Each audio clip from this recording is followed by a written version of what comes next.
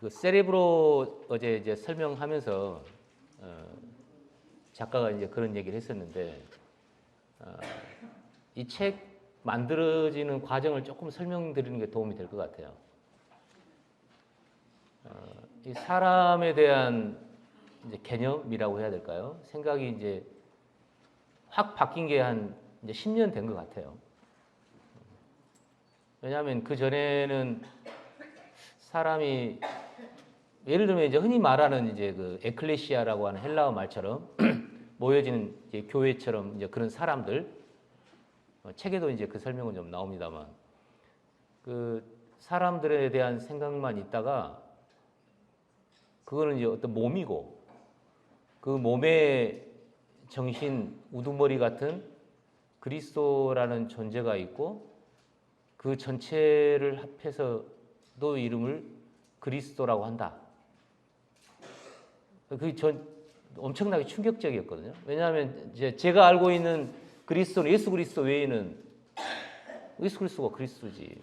뭐 성경에 뭐 그런 게 필요해요. 그리고 그 대부분 지금까지 알려져 있는 소위 말하는 이제 기독교 관련된 서적이나 아니 목사님들 다 설명이 이제 그런 설명이 대부분이었기 때문에 그거 처음 이제 인식했다고 해야죠. 했을 때는 머리가 하얘졌어요.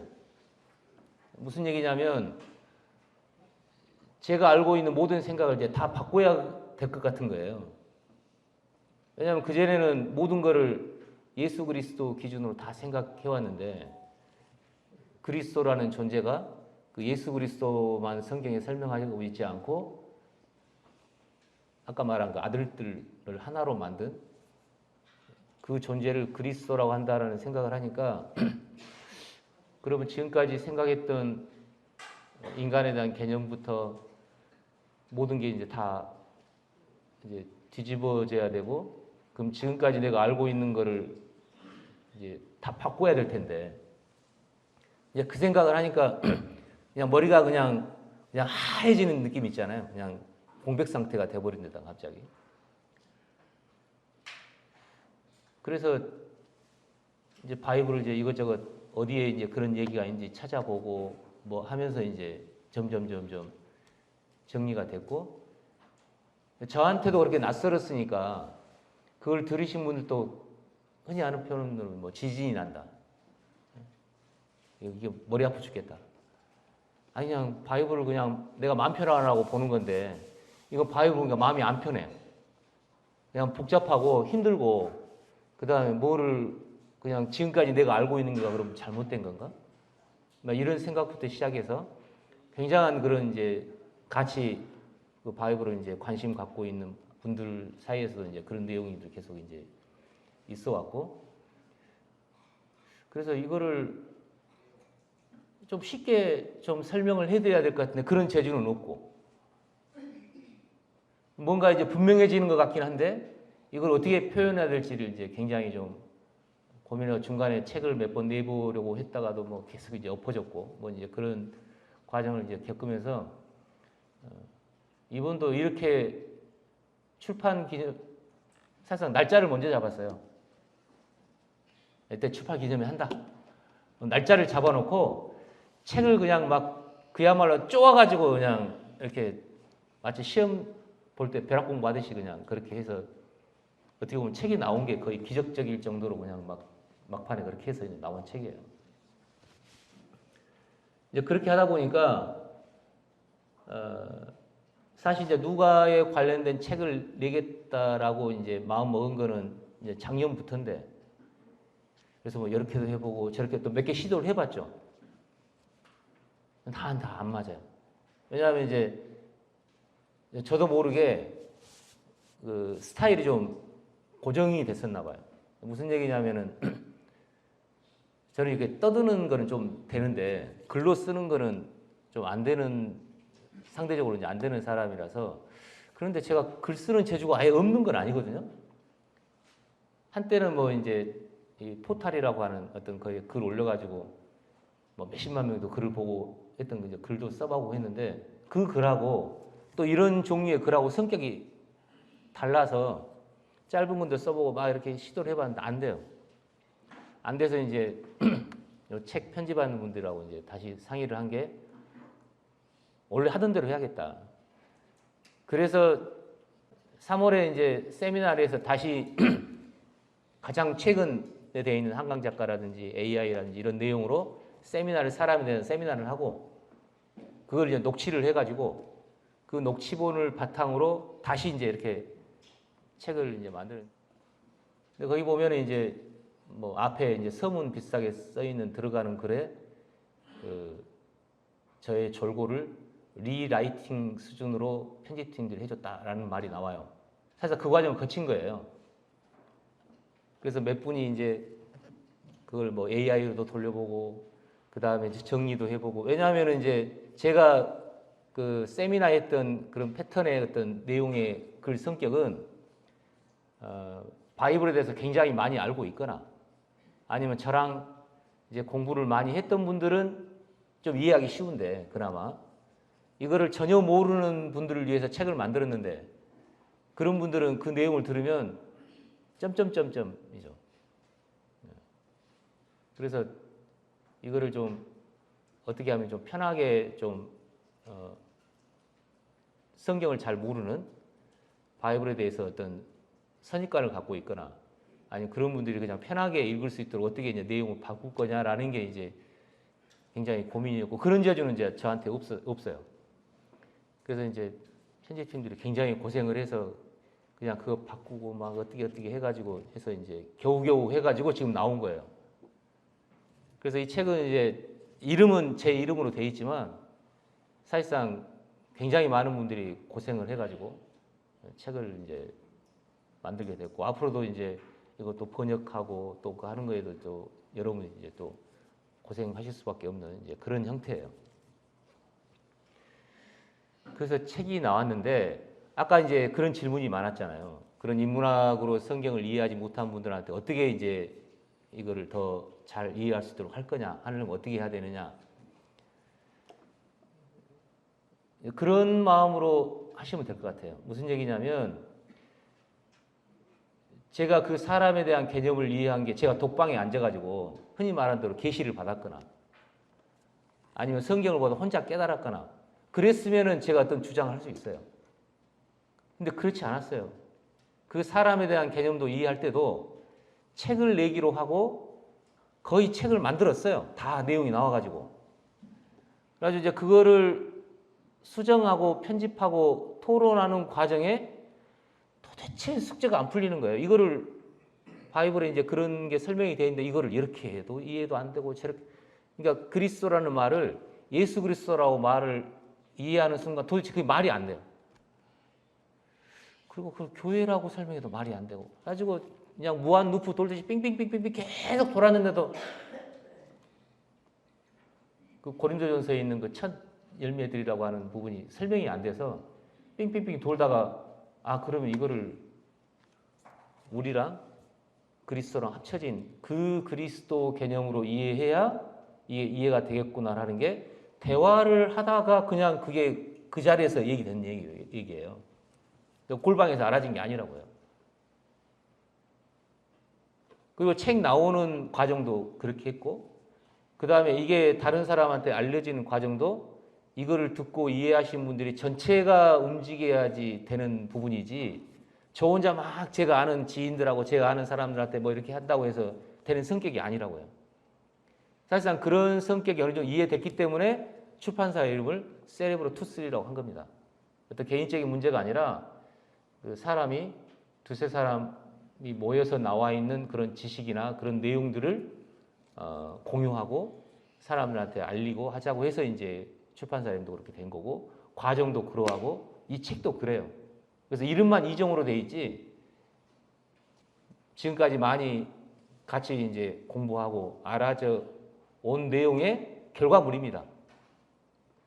그러니까 이름만 저로 돼 있지 다 그거에 지금까지 관심을 가지고 그 다음에 그렇게 했던 분들 전체를 제가 대표하는 입장으로서만 이렇게 돼 있지. 그래서 처음에 이제 이거 저자를 할 때 그런 고생을 굉장히 많이 했던 게 이제 김 작가니까 공저를 하자고 제가 그랬어요. 왜냐하면 이제 논문을 저도 이제 여러 편 써봤으니까 논문은 한 사람 이름도 들어가지만 논문 이름 보면 여러 사람의 이름이 들어가요. 그래서 제1저자가 있고 뭐 책임저자가 있고 뭐 이제 그렇게 해서 그렇게 하는데 뭐 이거는 뭐 이제 저 혼자 하는 게 아니니까 그렇게 하면 좋지 않겠냐 그랬더니 이제 작가가 이제 고민해서 거기다가 이제 그렇게 남기는 걸로 리라이팅 수준으로 편집을 했다. 이제 그렇게 해서 이제 그렇게 설명이 된 거예요. 그런데 이거 실제로 이제 편집을 하고 하는 분들뿐만이 아니라 여기에 많은 분들이 관심을 갖고 그 다음에 같이 거의 한 10년 됐으니까 알아오고 한 분들의 공통에 대한 작품이다. 이제 이렇게 이해하시면 될 것 같아요. 그리고 이제 그런 과정은 지금도 계속 진행되고 있기 때문에 지금까지 내가 알고 있는 어떤 개념이 이제 바뀌어야 될 게 굉장히 많이 남아 있고, 그래서 저도 마찬가지예요. 그래서 이 사람이라고 하는 이 내용이 바이블에 원래 기록된 게 사람에 대한 내용이고 출발 자체가 이제 사람으로 출발될 거고 우리도 사람이고 이제 이런 거기 때문에 지금 나와 있는 한 권으로 다 모든 것을 설명하고 이해했다고 보기는 어렵죠.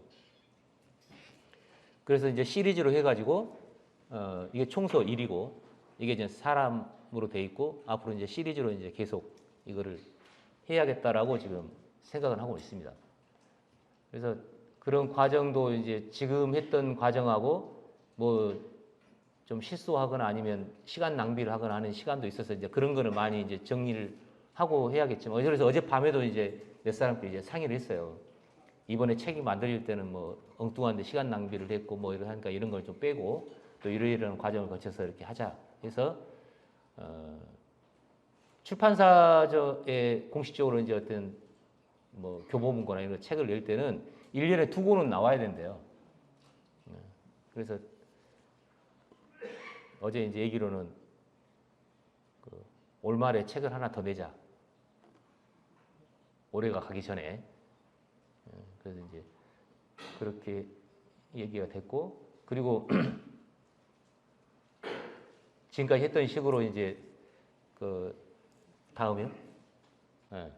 다음 슬라이드 제목은 나라예요. 사실상 누가의 사람에 대한 세미나나 그것도 여러 번 해가지고 이렇게 정리가 된 거기 때문에 다시 한번 세미나를 해야겠다고 그래서 사실상 날짜를 어제 정해놨습니다. 며칠이라고 그랬죠?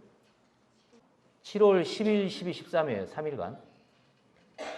3일간을 거쳐서 세레브로 거기 그 출판사에서 나라에 대한 세미나를 하고 그 다음에 그 내용을 녹취를 하고 그 내용을 다시 이제 좀 더 이제 대중들이 좀 이해할 수 있는 형태로 다시 또 바꾸고 하는 작업을 이제 해야 될 것 같아요.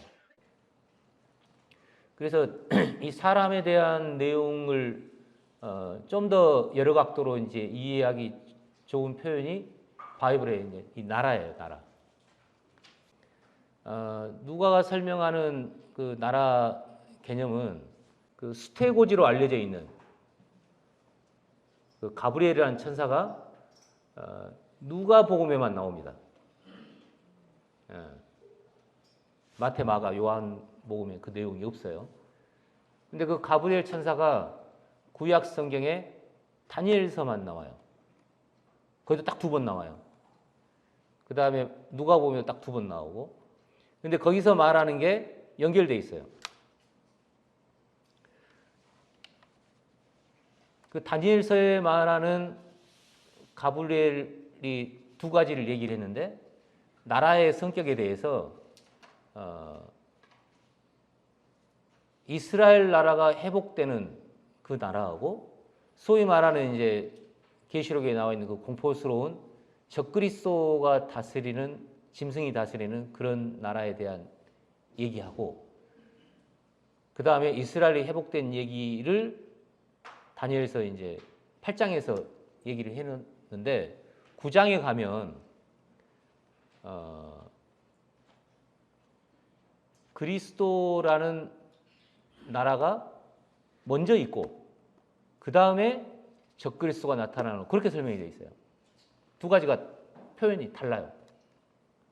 누가복음도 세례 요한한테 말하는 그 나라, 그러니까 사가랴죠. 세례 요한의 아버지한테 말하는 나라는 적그리스도가 나타나기 전의 나라예요. 다니엘서 9장처럼. 그 다음에 마리아한테 설명하는 나라는 적그리스도 이후에 이스라엘 나라 회복을 얘기하는 거예요. 그 두 개가 나눠져 있어요. 그러면 지금 국제 정세나 연결된 개념은 이스라엘 나라 회복과 관련된 거로 많은 사람이 설명을 해요. 그래서 어제 딱 이란 이스라엘을 공격했다고 하니까 종말론 주장하는 대표적인 목사님이 벌써부터 뭐 종말이 가까웠고 뭐 이제 재림이 왔고 뭐 막 이제 뭐 벌써 막 나와요. 네. 그런데 가브리엘이 말한 거는 그 나라 성격도 얘기했지만 그 전에 나라에 대한 얘기를 했단 말이에요. 세례요한의 아버지한테. 그런데 지금 요 누가와 관련된 나라에 대한 얘기는 그 종말에 대한 나라도 포함이 되겠지만 그게 초점이 아니고 지금 이루어지고 있는 그 사람이라고 하는 그 존재를 나라로 설명해 놨어요. 그래서 사람에 대한 거를 어제 뭐 책에도 설명되어 있고 막 설명을 드렸지만 뭐 그러는 같긴 한데 막 실제로 이렇게 그림이 잘 안 그려지는 부분이 있는데 나라로 설명하면 훨씬 더 사람보다는 구체적이에요. 왜냐하면 나라라고 하는 거는 우리가 이제 어느 정도 이제 인지를 하고 있잖아요. 사람은 개인 사람은 우리가 잘 아는데 전체의 사람은 뭐 그런 것 같긴 한데 이게 이렇게 피부에 잘 와닿질 않아요. 그래서 이제 그 나라에 대한 설명으로 지금 이루어지고 있는 세례 요한의 아버지한테 말해줬던 가브리엘이 설명했던 게 다니엘서 9장인데 거기에 적그리스도 관련 얘기랑 같이 나와요. 그러니까 그리스도라는 그 사람이라는 나라가 있고 그 다음에 적그리스도가 나타나고 그렇게 설명된 게 다니엘서 9장에 가브리엘 천사가 일러준 겁니다. 그런데 어제 이제 이란 그 전쟁 터지는 거 보면서 그 성경 이란이라는 말은 없습니다. 이란을 말하는 단어가 두 가지 단어가 나오는데요. 바사라고 하는 페르시아 그 단어하고 엘람이라는 단어도 그 지역을 말해요. 그래서 파사는 우리가 이제 뭐 좀 페르시아 제국이니까 페르시아는 좀 그래도 친근한데 엘람이라는 단어는 좀 친근하지 않아서 이제 이렇게 어제 쭉 이렇게 뒤져봤더니 에레미야에도 나오고 이사야에도 나오고 에스겔서에도 나오긴 합니다. 그 다음에 사도행전에도 누가가 기록한 사도행전에도 엘람인이라는 말이 나와요. 예. 다시 이제 결론만 말씀드리면 이번에 이스라엘하고 이란 전쟁은 어떻게 될 거냐? 그거를 어느 정도 예측할 수 있는 내용들이 성경에 나와요. 종말하고 아무 관계 없어요. 미리 말씀드리면 지금 막 성경에 관계된 사람들이 뭐 무슨 이스라엘 관계 전쟁만 터지면 뭐 종말이 가까웠고 뭐 예수님의 재림이 오고 근처도 안 간 얘기입니다. 지금 뭐 전문가들도 그렇게 예상하고 있지만 게임이 안 돼요. 지금 이스라엘하고 이란하고 전쟁을 하려면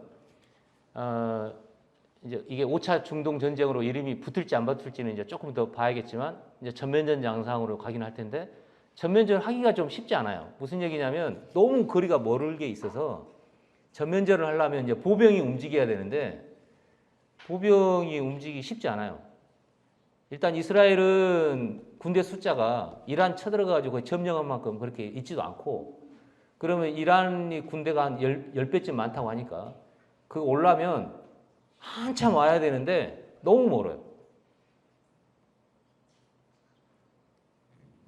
너무 멀어서 육상전을 하기 어렵습니다. 그러니까 이란에서 이제 거기 오려면 비행기를 타고 공수를 해가지고 뿌려주거나 배를 타고 이동해서 와야 되는데 공군력이 그렇게 안 돼요. 아마 비행기 타고 오면 다 중간에 부서질 거고 배를 타고 와야 되는데 배를 타고 그 이란에서 출발해가지고 저기 이스라엘까지 오려면 중간에 다 차단될 가능성이 많아요. 뭐 터널을 뚫고 와야 되는데 터널 그건 뭐 지금 있지도 않은 것 같고 그래서 현실적으로는 육상전은 어렵고 그 다음에 해상전도 어렵고 결국 이제 공중전을 하는 게 이번에 이스라엘이 이제 폭격을 했고 그 이제 이란이 미사일이 많아요. 뭐 핵은 이제 개발 중에 있다고 그러고 그래서 미사일 쏘고 뭐 드론 날리고 해서 뭐 지금 텔아비브가 조금 타격을 입었고 뭐 이제 그런 말은 나오지만 그래서 이제 그런 양상으로 전개돼 가지고는 이란이 승산이 없기 때문에 다른 방향으로 할 가능성이 많죠. 왜냐하면 지금 예루살렘이나 이스라엘을 공격하기는 어려우니까 이스라엘에 협조하는 나라의 유전을 파괴하거나 아니면 미군이 이제 말로는 미군이 개입 안 했다고 하지만 미군이 도움 없이는 이제 전쟁 양상이 안 흘러갈 거니까 미군 기지를 타격하거나 이제 그런 방식으로 그러니까 예루살렘 중심으로 전쟁이 일어나는 게 아니라 다른 나라 중심으로 전쟁이 일어날 가능성이 많아요. 그렇기 때문에 종말하고 아무 관계가 없어요. 종말하고 관계가 되려면 예루살렘에서 전쟁이 일어나야 돼요. 그래서 이슬람 성전이 무너지고 그 다음에 성벽이 무너져야 되는데 이번 전쟁으로 그렇게 될 가능성이 별로 없어 보여요. 예. 미리 이제 말씀드리자면 모르죠. 또 어떤 식으로 뭐 정세가 뒤바뀌어 가지고 왜냐하면 이스라엘 하마스 전쟁이 일어날 때 결국 이란에서 문제가 될 거냐 안 될 거냐가 초점이라고 했는데 전문가들 한 명도 이렇게 될 거라고 예상한 사람이 없어요. 중간에 다 멈출 거라고 그랬어요. 근데 이게 뭐 어떻게 해가지고 그냥 결국에는 지금 이란하고 거의 전쟁한 상황으로 이제 이미 가버렸기 때문에 그래서 또 일이 어떻게 이제 뒤집어져 가지고 될지는 모르겠지만 그거 관련된 얘기는 오후에 이제 조금 더 연관된 얘기가 있으니까 자세하게 이제 설명을 드리기로 하고 어쨌든 이 나라에 대한 초점은 지금 중동 전쟁하고 별개로 지금 이루어지고 있는 사람에 대한 얘기를 나라로 표현해서 한 게 있기 때문에 그거를 이제 어떻게 정리를 할 거냐. 그리고 지금 중동 정세와 관련 지어 가지고 한 거는 무관하지 않으니까 그 연결고리나 그런 거를 조금 정리를 하려고 이제 생각 중입니다. 근데 그 중에 하나가 연결고리가 약간 좀 바이블을 보는 분들이 좀 극단적에서 그럴 수도 있어요. 무슨 얘기냐면 어제도 이제 이성 강사가 얘기했지만 너무 그냥 성경만 충실하다 보니까 그냥 편협한 생각을 해가지고 사고방식이 극단적인 경우가 많아요. 왜냐하면 그러면 속이 시원하잖아요. 그러니까 동그라미 아니면 가위표 여기에 속이 편한데 바이블에 그게 있죠. 천국이냐 지옥이냐 이거 동그라미 가위표인데 안 그래 세모가 많아요. 바이블에 세모가 많은데 세모 같은 얘기는 생각하기 싫어요. 머리 아파요. 그냥 심플하게 그냥 요거 아니면 요거 뭐 이제 이것만 좋으니까 예를 들면 이제 계시록 얘기만 나오면 그거 다 종말에 대한 얘기야. 예. 그리고 나하고 아무 상관없어. 나는 그게 뭐 저는 올라가 버릴 건데 뭐 이제 이렇게 생각하는 경향이 있거나 아니면 무시. 그거 뭐 이스라엘도 다 그거 뭐 성경에 아무 의미 없고 지금 우리가 이스라엘인데 이렇게 생각한 그룹이 있거나 뭐 극단적이에요 좀. 그런데 분명한 거는 이스라엘에 어떤 환란이 온다라는 것은 돼 있으니까 그 환란이 온과 동시에 성전도 만들어지고 계시록에 있는 게 다 이루어지고 그렇게 생각하는 게 일반적인 설명입니다. 근데 그렇지가 않고 성전은 미리 세워져요.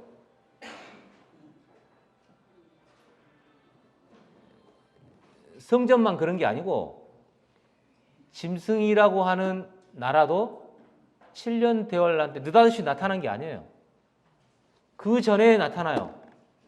그 얘기는 무슨 얘기냐? 적그리스도라는 존재가 우리가 본다고요. 그러면 막 표받아야 되고 이제 뭐 그 공포스러운 얘기가 막 그렇게 섞여가지고 그러는데, 우리한테 표를 준다든지 뭐 우리를 위협한다든지 아니에요. 그거는 7년 대환란에 일어난 얘기고, 하지만 그 존재는 그 전에 있어야죠. 7년 대환란 응에 태어나가지고 그때 뭐 어떻게 이스라엘하고 뭐 계약을 하고 3년 반 만에 어떻게 뒤집고, 그건 불가능하잖아요. 그러니까 7년 대환란이 있기 전에 그 존재가 있게 된다고요. 그러니까 7년 대환란 전에 성전도 세워져야 되고, 그 다음에 적그리스도라는 존재도 나타나야 돼요. 그럼 우리가 본다는 얘기예요. 그리고 저 친구가 그거구나라는 것을 우리가 알게 된다는 얘기예요. 그러니까 그 지대가 존재한다, 그 시간이. 그러니까 딱 끊어져가지고 우리가 없어진 다음에 7년 되어가니까 난 모르겠고 뭐 이제 그렇게 되는 게 아니고, 그 존재가 그런 역할을 하는 것은 그 시기지만, 그 존재도 우리가 살고 있는 시대에 나타나고, 성전도 우리가 살고 있는 시대에 지어진다는 얘기예요. 그래서 그 겹쳐있는 기간에 대한 바이블에 대한 얘기가 있는데, 극단적으로 막, 야, 이거는 나중에 뭐 천년왕국이 될 얘기고, 이거는 뭐 7년 되는 얘기고, 이제 다 그렇게 밀어놔버리고 하다 보니까 지금 연관된 얘기에 대해서 묻혀 있어요. 그 중에 하나가 지금 엘람에 대한 얘기예요. 지금 이란에 대한 얘기예요. 일단 이란은 그 적그리스도 왕국 후보자에서 탈락입니다. 아마 2, 3년 전만 해서 이건 얘기를 했으면, 그 당시에는 이란이 이스라엘을 위협하는 가장 큰 존재였어요. 자기만 그런 게 아니라 이번에 완전히 이제 허물어진 하마스, 아직도 좀 세력이 남아있다고 하지만 헤즈볼라, 그 다음에 예멘의 후티 반군, 막강한 힘을 갖고 있었다고요. 근데 지금 거기다 그냥 거의 유명무실한 상태로 됐고, 심지어 이란마저도 지금 거의 이제 몰락의 과정처럼 지금 돼버렸어요. 그래서 이란이 그 후보자가 될 가능성은 거의 없어졌습니다.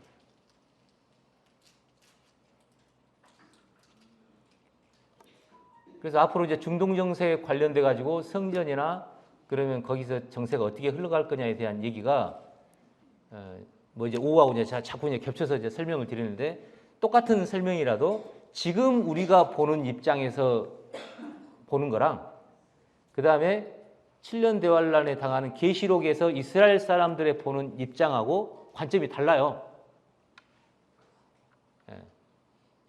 그래서 이제 그렇게 좀 차이가 있다는 걸 좀 이해를 하시고, 그렇기 때문에 우리가 알아가는 계시록이나 관련된 얘기는 아까 그 AI처럼 공포감을 가질 필요가 없어요.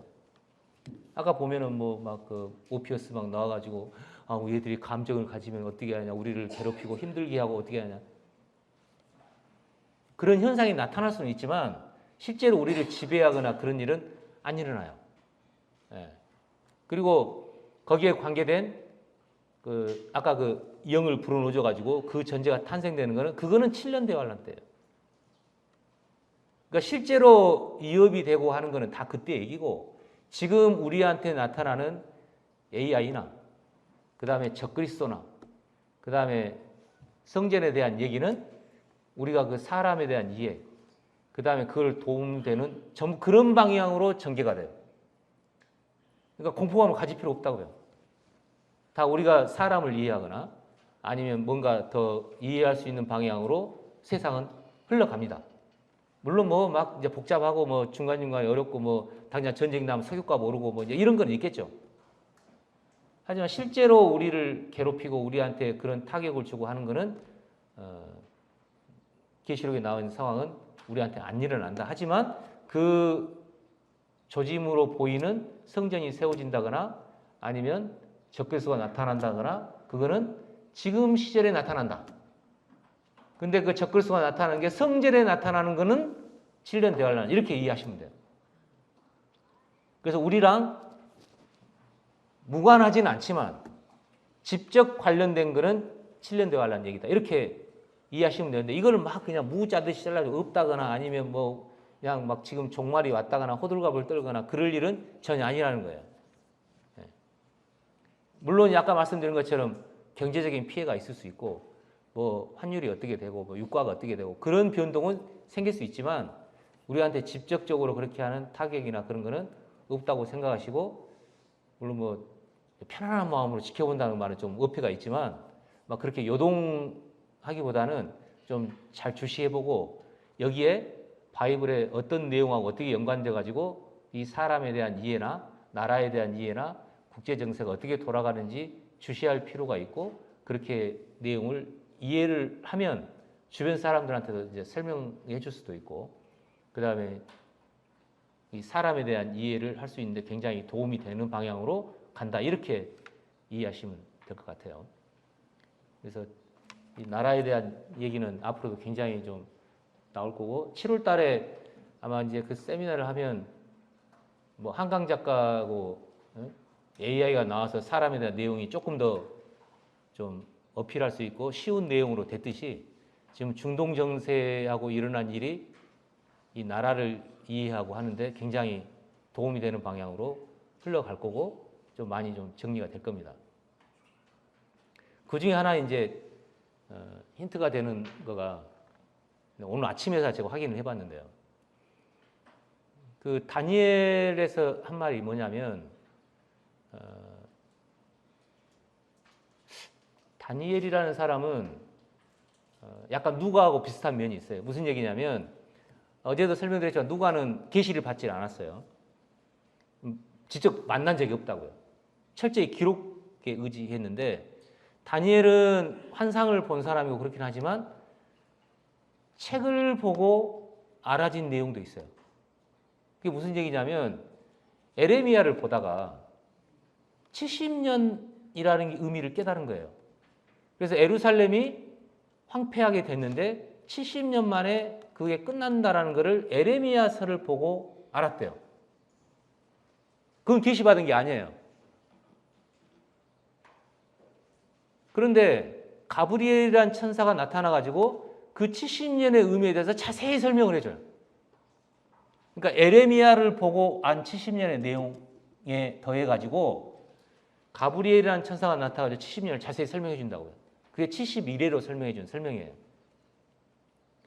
그런데 에레미야의 70년이 3번 나오는데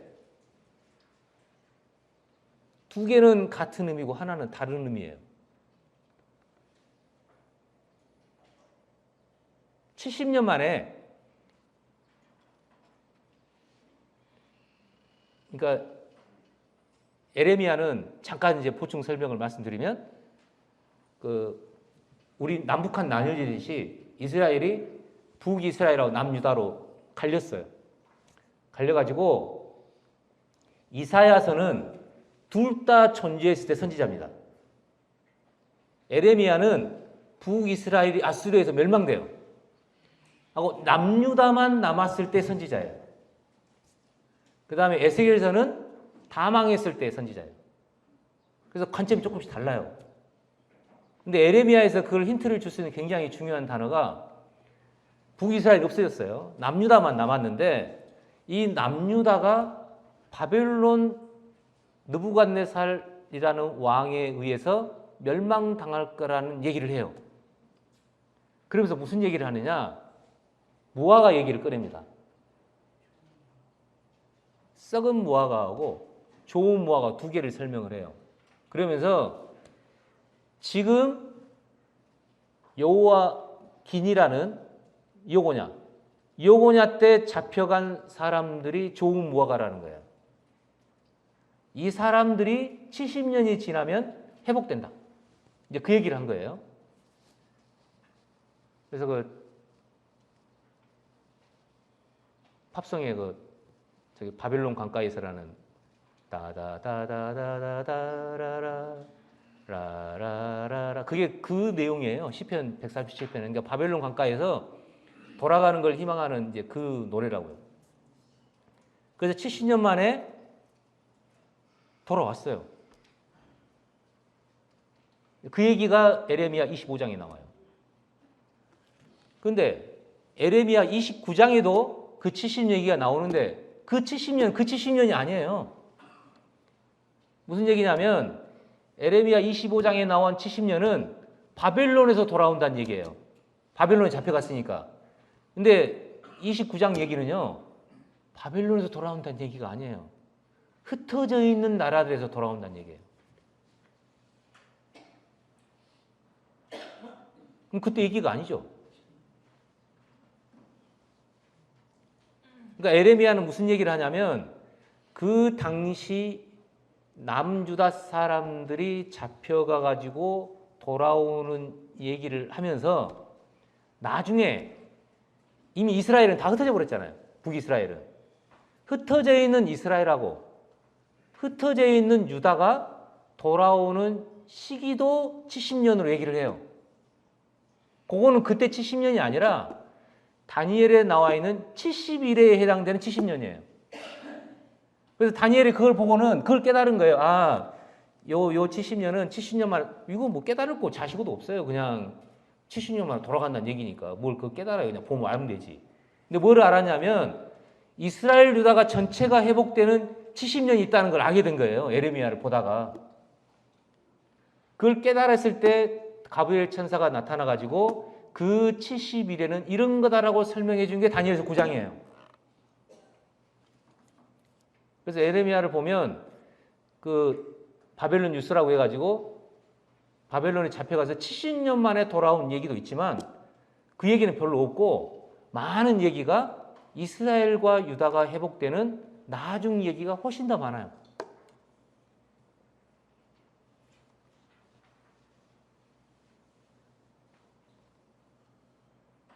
엘람 얘기가 거기 나와요. 그 앞에도 나오고 두 군데 다 나와요. 그래서 지금 그 이란이 저렇고 하는 문제는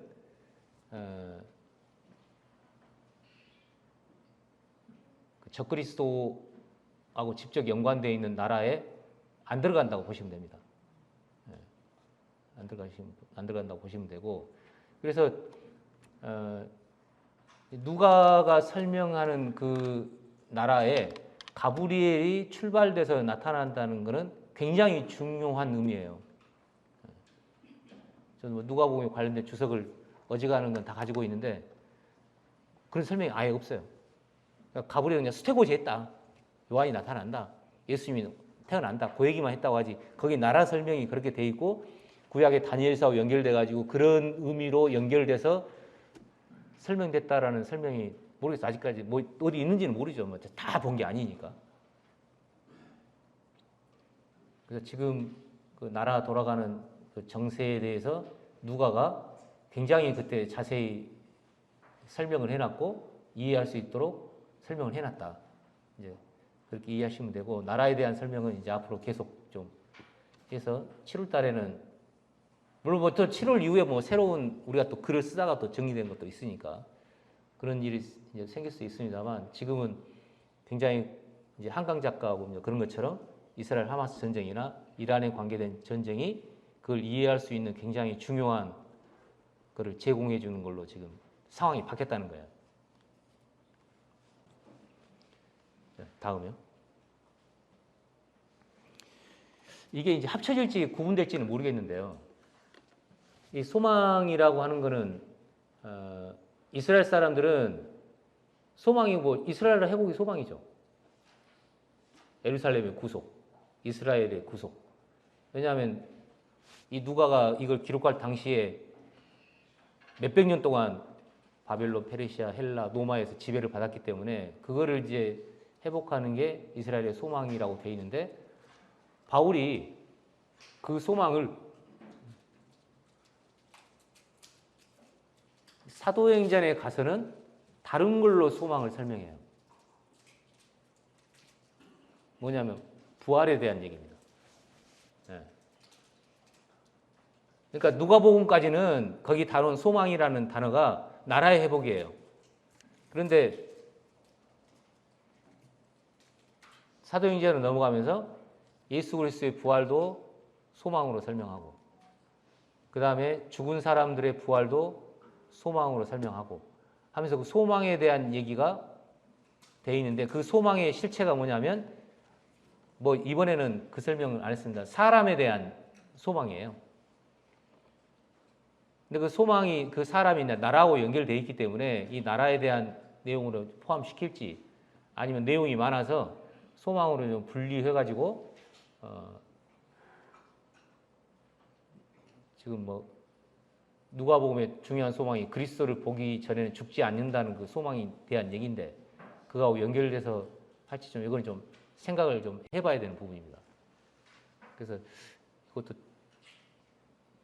책으로 하나 이제 시리즈 중 하나로 내야겠다고 좀 생각은 하고는 있습니다. 하고 있고. 다음에요. 건강 얘기는 지금 건강 바이블로 그 세레브로에서 계속 이제 올라가고 있는데요.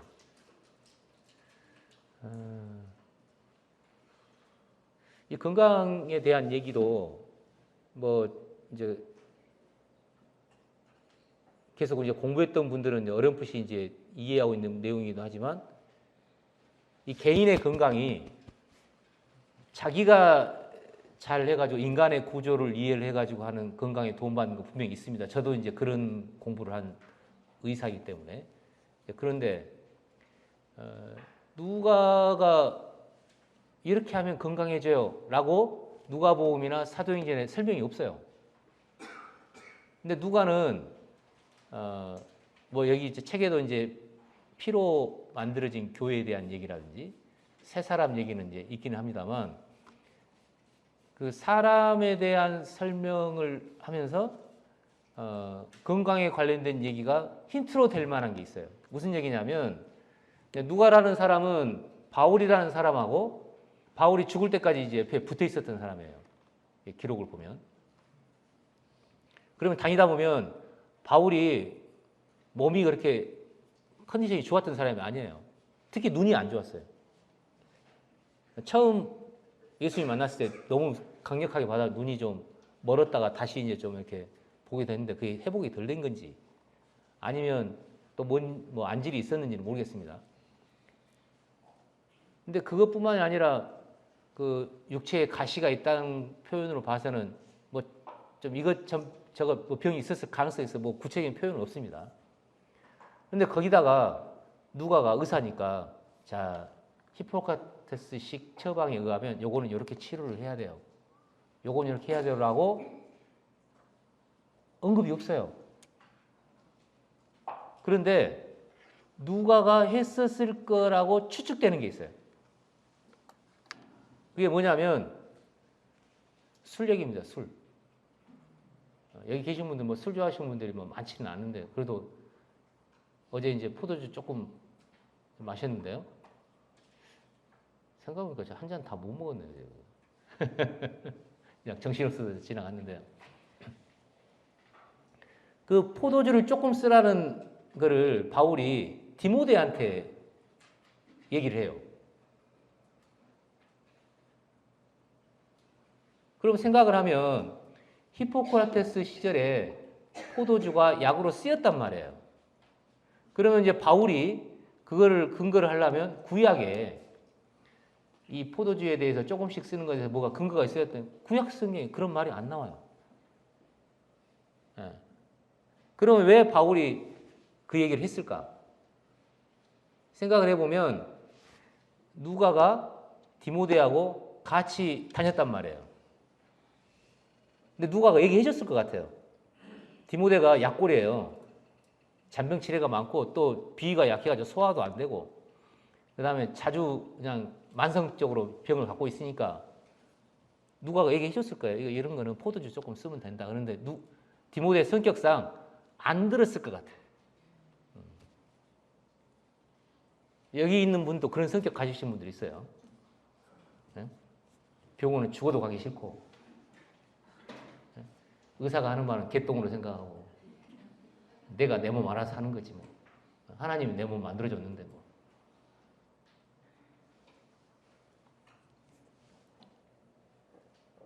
그래서 디모데가 내가 아팠으면 아팠지 네 말은 안 들어. 그랬을 것 같아요. 그래서 바울이 거기다 쓴 것 같아요. 근데 그 근거가 구약 성경에 없는 근거란 말이에요. 왜냐하면 유대인들은 병에 대한 치료를 기적으로 생각하지 논리로 생각하지 않아요. 그러니까 히포크라테스 이전 시절의 사고를 그대로 갖고 있었다고요. 그래서 바울이 쓴 말이에요. 유대인은 표적을, 헬라인은 지혜를. 이게 그 당시 분위기예요. 그래서 유대인들은 병 낫는 건 기적으로 낫는 걸 생각해서 그거를 찾지, 뭐 지혜로 해서 이렇게 하면 건강이 좋아져 이런 건 별로 관심이 없었어요. 그렇기 때문에 디모데도 유대인이기 때문에 누가가 여러 하면 좋아질 것 같은데 그런 말 해도 씨알도 안 먹혔을 거란 말이에요.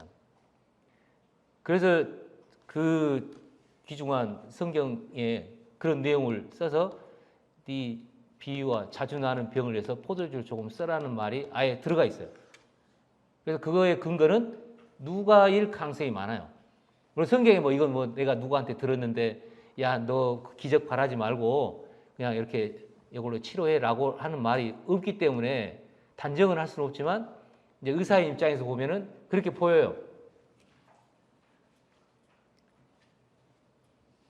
그래서 누가가 그 당시에 히포크라테스식의 의학에 대해서 실제로 치료하는 방향으로 쓰이는 것은 그 부분입니다. 네.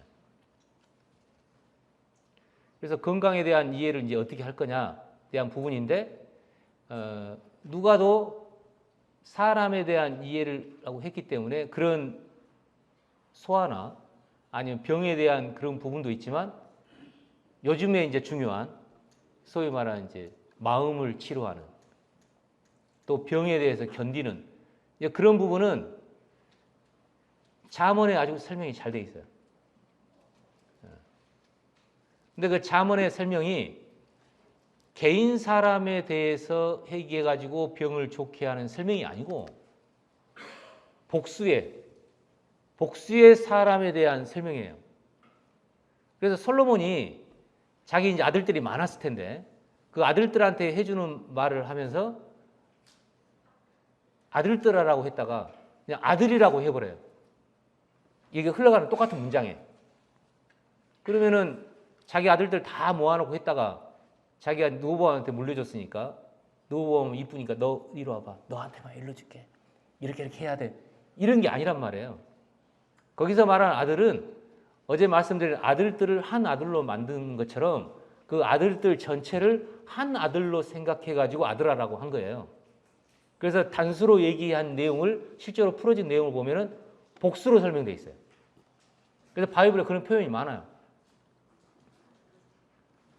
그래서 이 건강 문제도 누가의 입장에서는 그걸 이해하고 있었을 거라고. 그러니까 예를 들어 포도주 먹고 그런 거는 히포크라테스식의 그 지혜를 얻어가지고 했지만 실제로 건강을 유지하고 하는 굉장히 중요한 방법은 그 전체 사람을 이해하는 데서의 그 흐름도가 있어요. 그래서 그 흐름도에 대해서 제가 이제 몇 번 설명을 드리기도 했는데 그거를 이제 음식이나 운동이나 아니면 마음 관리나 아니면 인간에 대한 구조나 그렇게 해서 한번 좀 정리를 해서 책으로 내야겠다 생각합니다. 뭐 순서는 이제 좀 바뀔 수 있어요. 그 다음에. 네. 이 로고스라는 부분인데 사실 이제 우리가 인문학에 대한 얘기로 이제 출발했기 때문에 이 로고스라고 단어를 딱 보는 순간 이건 성경 단어로 이제 많은 사람이 생각을 할 수밖에 없어요. 왜냐하면 태초에 말씀이 계시니라 그 말씀이 이제 로고스이기 때문에 그리고 누가복음에도 말씀의 목격자라는 게 이제 이 로고스입니다. 그런데 헬라어예요. 헬라어고 이 로고스에 대한 이해나 그거에 대한 내용도 뭐랄까 한강 작가가 로고스라는 단어만 안 썼지 상당히 설명을 해놨어요. 그러니까 한강 작가가 굉장한 의미가 있는 노벨상을 탔다라는 엄청난 의미도 있지만 이 바이블에 있는 표현을 인문학적으로 표현할 수 있는 바탕을 깔아준 거예요. 그러니까 한강 작가가 영혼에 대한 얘기를 안 했으면 우리가 요 책 낼 때 영혼 얘기하기가 굉장히 조심스럽고 이걸 단어를 넣어야 되냐 말아야 고민했을 거예요. 뭐 한강 작가 노벨상 탄 사람이 영혼 얘기했고 인문학 책에 다 깔려 있고 한강 작가 자기 종교 없다고 했고 다 그렇게 얘기해놨기 때문에 그 단어 쓰는 게 별로 그렇게 부담이 없는 상황으로 바뀐 거예요. 한강 작가 덕이에요. 근데 히라보 시간에 그 어제 잠깐 말씀드렸습니다만 그 여자 주인공이 말을 잃은 게 2번인데 첫 번째 말을 잃었을 때 말을 다시 찾는 과정에 비블리오테크라는 그 단어를 얘기하면서 말이 풀렸어요. 그래서 왜 히라보를 배우게 됐느냐? 새로운 언어를 배우면 그런 단어를 하면서 다시 말을 할 수 있을 거라고 예상을 하고 히라보를 배우기 시작한 거예요. 그런데 그 남자 주인공하고의 두 사이에 교류가 생기면서 마지막 장면이 그 말을 해요. 근데 무슨 말인지 기록이 없어요. 첫 번째는 비블리오테크라는 단어였는데 두 번째는 무슨 말인지 기록이 없어요. 히라보가 아니었어서 기록을 안 한 건지 아니면 그건 모르겠는데 그건 기록을 안 했는데 작가가 말하는 게 있어요.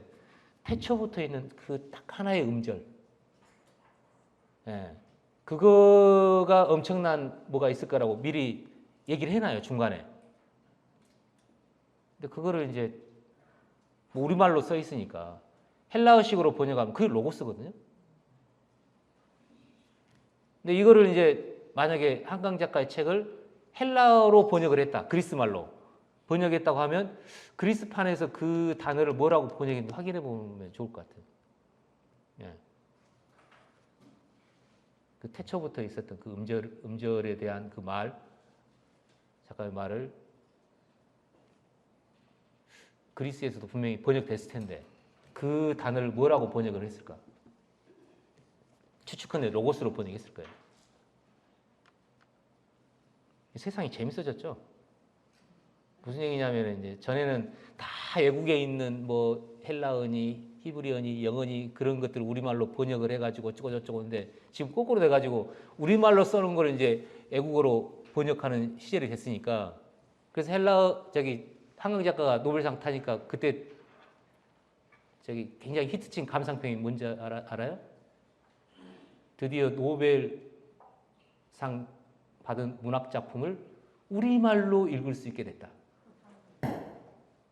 번역판이 아니라 원본을 노벨상 받은 작품의 원본을 우리말로 읽는 게 됐다는 거예요. 처음으로 우리말 작품이 이제 됐으니까.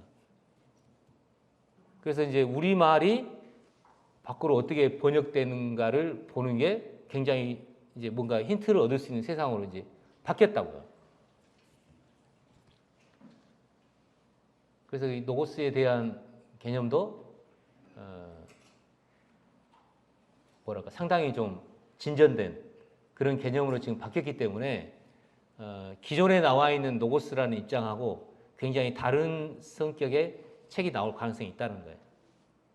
그리고 저게 이제 그 그리스도를 설명하는 본질에 가까운 설명으로 요한복음에 나오기 전에 누가가 먼저 언급을 했고 그 다음에 이 로고스의 성장사가 사도행전이에요. 그걸 언급을 했죠. 말씀이 흥왕했다라고 했는데 그냥 여기는 그 말씀이 흥왕해가지고 사람이 늘어났고 그 말씀이 어떻게 됐는데 구체적으로 그 말씀에 대한 본질 잔치에 대한 설명은 이번에 하지는 않았죠. 그래서 이번에 이제 사람에 나온 책자가 굉장히 많은 거를 그냥 조금씩 다루는 부분이 좀 있고 정확히 설명이 안 된 부분이 있어서 시리즈로 계속 하면은 이렇게 5권 정도 하면 누가에 대해서 좀 굉장히 이제 필요한 설명을 근원부터 살펴봤다는 이제 구약이나 아니면 바울하고 했던 경험이나 아니면 그 뒤에 있는 요한계시로 연결되어 있는 다 그런 부분도 누가복음하고 사도행전에 연결이 되어 있기 때문에 그걸 중심으로 이렇게 하다 보면 굉장히 많은 게 정리가 되고 이해가 되지 않을까 싶습니다. 그래서 지금인 이제 어렴풋에 이제 생각하는 이제 그 부분이 실제로 이제 세미나를 하고 항상 그래왔지만 세미나를 하거나 뭐를 하면 그때그때 정리가 되고 알아지고 지금 세상 돌아가는 거하고 같이 이제 맞물려서 이제 정리가 되었기 때문에 앞으로도 계속 그런 일이 일어날 거를 좀 기대하셔도 될 것 같고요. 그리고 뭐 이제 저는 이제 떠드는 입장이니까 그렇다고 치고 그거를 편집하고 또 편집된 거를 같이 공유하고 그거에 이제 다 같이 전체적으로 해서 그 투쓰리의 의미를 살려서 우리가 이 작업을 하고 있는 거지 이름만 이종으로 돼 있으니까 저 혼자 한다고 생각하시지 말고 실제로 같이 해왔고 또 같이 공유하고 같이 알아져가는 그런 일이 앞으로 계속 있을 거다 이렇게 생각하시면 될 것 같습니다.